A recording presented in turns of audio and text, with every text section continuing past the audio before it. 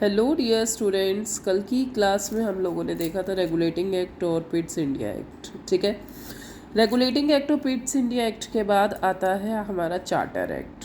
But क्या सबसे पहले 1813 का चार्टर एक्ट था? तो आंसर है नहीं।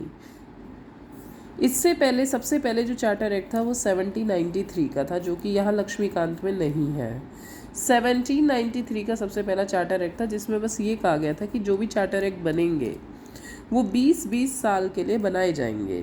ठीक है, और उन चार्टर एक्ट्स में यही था कि जो जुडिशियल रिफॉर्म, पुलिस रिफॉर्म्स हुए हैं कॉर्नवालिस के टाइम पे, उसे कंटिन्यू किया जाएगा। अब 1793 में सबसे पहला चार्टर एक्ट आया, तो नेक्स्ट चार्टर एक्ट अगले 20 साल के बाद आएगा।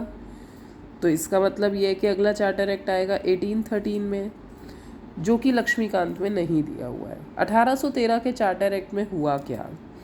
सबसे पहली बात ये बोली कि 1 लाख रुपया इंग्लिश शिक्षा के लिए दिया जाएगा। दूसरा ये बोला कि ईस्ट इंडिया कंपनी का जो व्यापार में मोनोपली है, उस मोनोपली को ख़त्म कर दिया जाएगा, परंतु ईस्ट इंडिया कंपनी का जो चाय के साथ व्यापार, चाय का व्यापार होता है और जो चाइना के साथ व्यापार होता है, वो व्यापार कंटिन्यू रहेगा। ठीक है, एक्चुअल में ये क्यों किया? क्योंकि ईस्ट इंडिया कंपनी चाहती थी, मतलब गवर्नमेंट ऑफ ब्रिटेन चाहती थी कि और ज़्यादा कमाया जाए, और वो लोग तो इंडिया को एक तरह से एक सोने की चिड़िया जिसके सारे सारे पर को वो चूसना चाहते थे, और इसीलिए उनको सबसे बेस्ट जगह यही मिली कि भाई यहाँ से हमें रॉ मटेरियल भी मिलेगा, लेबर भी सस्ता मिलेगा, और इसी के साथ साथ उन्होंने प्रशासन भी पूरा कर लिया, अपना प्रशासन पूरी जगह जमा लिया। और प्रशासन जमाने के बाद अब उन्होंने बाहर के जो व्यापारी हैं उनको भी ऑफ़र किया, और ऑफ़र करने से क्या है कि वो भी टैक्स जमा कराएंगे तो ब्रिटिश गवर्नमेंट को ही मिलेगा।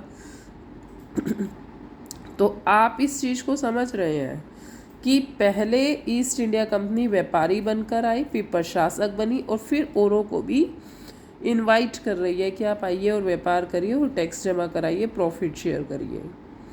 तो this is how the Britisher enhance themselves in the India. फिर 1813 के चार्टर एक्ट के बाद आया 1833 का चार्टर एक्ट, अगले 20 साल के बाद। ये चार्टर एक्ट काफ़ी इंपॉर्टेंट है। अब देखिए यहाँ पे क्या कह रहा है कि 1833 के चार्टर एक्ट में गैस, एक तो governor general of Bengal, governor general of Bengal के पद को हटा के, पहले कौन था governor general of Bengal? Warren Hasting. Governor general of Bengal के पद को हटा के गवर्नर जनरल ऑफ इंडिया का पद कर दिया गया, और गवर्नर जनरल ऑफ इंडिया कौन थे? Lord William Bentinck. ठीक है बच्चों, दूसरी चीज़ ये है कि इसके अंदर इंग्लिश एजुकेशन के लिए 10 लाख रुपए रखे गए, और इसी के साथ साथ ईस्ट इंडिया कंपनी का जो भी व्यापार में मोनोपली थी, सारी मोनोपली को ख़त्म कर दिया गया, कंप्लीट एंड कर दिया गया कि कोई मोनोपली नहीं होगी ईस्ट इंडिया कंपनी की। ठीक है, अब खुलेआम आप व्यापार करो, और प्रशासन, टैक्सेशन सब ईस्ट इंडिया कंपनी के कंट्रोल में होगा।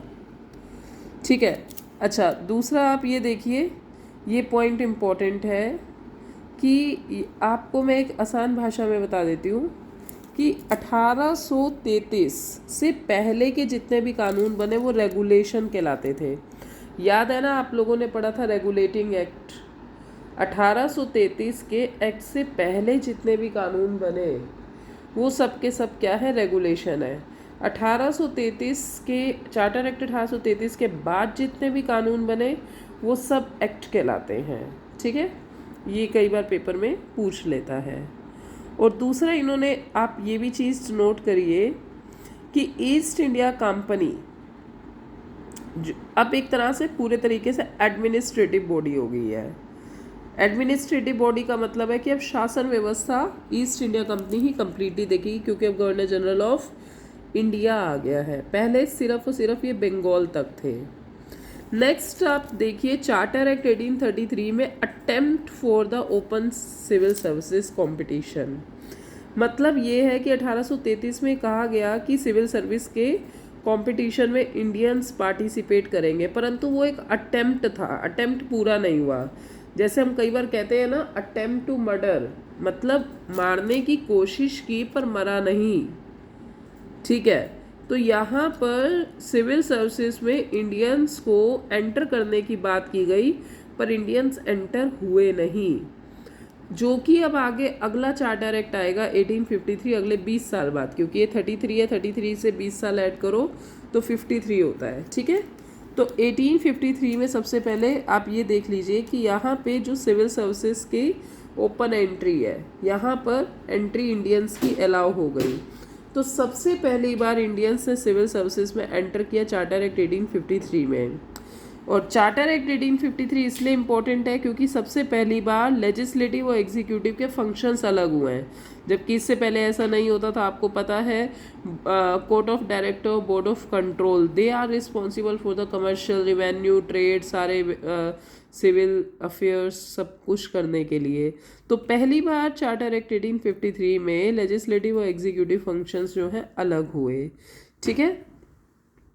और इसी के साथ साथ कंपनी का जो रूल है, पोसेशन टेरिटरी है, ब्रिटिश क्राउन का भी एक्सटेंड हुआ, ठीक है।